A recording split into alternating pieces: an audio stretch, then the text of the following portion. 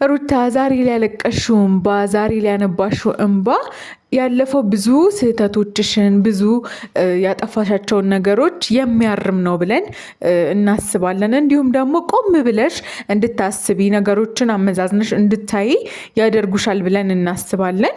ሰላም እንዴት ናችሁ? ውድ ቻናላችን ተከታታዮች እንዴት ናችሁ? እንዴት ሰነበታችሁ? በሀገር ውስጥም በውጭም ያላችሁ በያላችሁበት ሰላማችሁ ይብዛልን። እንዴት ናችሁ? ለቻናሉ አዲስ ከሆናችሁ ባካችሁ ሰብስክራይብ በማድረግ ጀምሩት። ሀሳባችንን ከወደዳችሁት እንዲሁም ደግሞ አዳዲስ የሆኑ መረጃዎችን ወደ እናንተ እናቀብላለን እና ይህንን ቻናል መቀላቀል ከፈለጋችሁ አሁንም ሰብስክራይብ በማድረግ ቤተሰብ እንድትሆኑን በአክብሮት እንጠይቃቸዋለን ማለት ነው።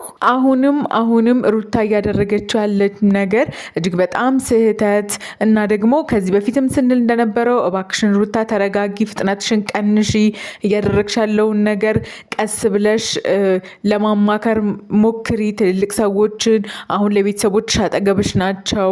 የእናትሽን ምክር ሰምተሽ ወደ ቀልብሽ ለመመለስ ያደረግሽው ነገር መልካም ነው። ወደ ልብሽ እንዲሁም ደግሞ ራስሽን ለማዳመጥ ያደረግሽው ነገር መልካም ነው። እናትሽ ካጠገብሽ አለች፣ ነገሮች እንዲስተካከሉልሽ ከጎንሽ አለች፣ ቤተሰቦችሽ ከጎንሽ ቆመዋል። ስለዚህ አሁን ላይ ለራስሽም እንዲሁም ደግሞ ለአብርሃም ጊዜ ሰተሽ ነገሮችን በቀዘቀዘ በሰከነ መልኩ እንዲሄዱ ማድረግ አለብሽ። አሁን ላይ እያደረግሽ ያለው ነገር ትልቅ ጣጣ ይዞብሽ የሚመጣ ነው። እባክሽ ሩታ አሁንም አብርሃምን አታርቂው፣ እየገፋሹ ነው። ጭራሽ የምታደርጊው ድርጊት ለእሱ ምንድነው እንዲሸሽሽ ነገሮችን እንደገና ወደኋላ እመለሳለሁ ብሎ በመፍራት ከአንቺ ለመራቅ ነው እንጂ የሚሞክረው አሁንም ወደ አንቺ ቀርቦ ነገሮችን አስተካክሎ የሚቀጥልበት ጊዜ አልሰጠሽውም፣ ወይም ደግሞ አብርሃም አላገኘም። ምክንያቱም አብርሃም በተለያዩ መንገዶች ተወጥሮ እንዲሁም ደግሞ በተለያዩ ሰዎች ግፊት ጫና ላይ ነው ያለው።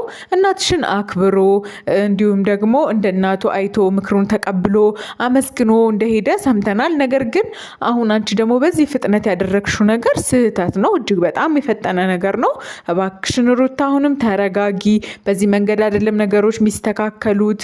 አጠገብሽ ያሉ ሰዎች አሁን ላይ ተረጋግተሽ ህይወትሽ እንድትቀጥ የሚያደርጉ ናቸውና እባክሽ አሁንም ሩታ አትፍጠኝ። ምክንያቱም ሁላችንም ይሄ ጥሩ ይሆናል ብለን የምናደርገው ነገር ስህተት ይሆንና ስህተታችን ደግሞ ዋጋ ያስከፍለናል። ስለዚህ አንቺ ልጅሽ አባት ነው፣ የትም አይሄድብሽም። ሀሳብ ካለሽ ውስጥሽ እውነት ነው፣ ሴት ነሽ፣ ብዙ ችግሮችን አልፈሻል፣ ጠንካራ ነሽ፣ ልጅ ይዘሽ ያለሽው እንደ እናት የሚሰማሽ ነገር አለ። እንዲሁም ደግሞ አጠገብሽ ያሉት ነገሮች ብዙ ነገር እንድታስቢ ያደርጉሻል። ባለቤትሽ ነው፣ የቀድሞ ትወጂዋለሽ፣ ታፈቅሪዋለሽ፣ ብዙ ነገሮችን አብራችሁ አሳልፋችኋል። ነገር ግን በእልህና በትግል የሚመለስ ምንም አይነት ነገር የለም። ለሁሉም ነገር ጊዜ ያስፈልጋል። ምክንያቱም ሰዎች ተረጋግተው ባሰቡ ቁጥር ወደ ራሳቸው ተመልሰው ነገሮችን የማስተካከል ነገራቸው እጅግ በጣም የጨመረ ነው። ስለዚህ አንቺም ለአብርሃም ጊዜ መስጠት አለብሽ፣ እንዲሁም ደግሞ ለራስሽ ጊዜ መስጠት አለብሽ። የልጅና አባት አሁን ላይ ባለው ደረጃ ወደ አንቺ መጥቶ ነገሮችን በአንዴ እንዲቀየሩ ማድረግ እንደማይቻል አንቺም ታውቃለሽ፣ ልብሽ ውስጥሽም ያውቀዋል። ምክንያቱም አብርሃም አሁን እያደረገ ያለው ነገር በሌላ በኩል የሄርሜላ ጉዳይ አለ፣ በዚህ በኩል የልጅ ጉዳይ ያሳስበዋል። አንቺን እንደ ሚስት እንዲሁም ደግሞ እንደ ቀድሞ ባለቤቱ እንደ ልጁ እናት ያከብርሻል፣ ይወድሻል። ይህንንም ተናግሯል በግልጽ።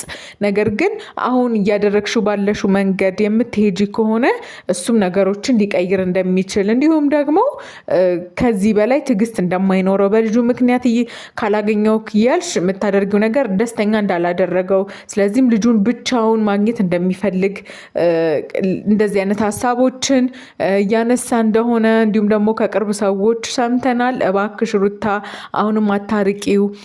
ነገሮችን በገፋናቸው ቁጥር ይርቃሉ። ስለዚህ አንቺ ደግሞ ነገሮችን ተስተካክለሽ ሰክነሽ በጥሩ ሀሳብ ተረጋግተሽ ለራስሽ ጊዜ ወስደሽ ነገሮችን ማገናዘብ አለብሽ።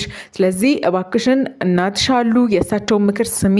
ከዛ ውጭ ደግሞ ልብሽ የሚያውቀውን ነገር ስህተት አትስሪበት። ልብሽ የሚያውቀው ነገር ምንድን ነው? አብርሃም የቀድሞ ባለቤትሽ ነው። አሁን ያለበት ዙሪያ ሁኔታውን ታውቂዋለሽ። በአንዴ ውሳኔዎችን ወስኖ ወደ አንቺ መምጣት አይችልም። ይህንንም እጅግ በጣም ታውቂያለሽ፣ ልብሽ ያውቀዋል።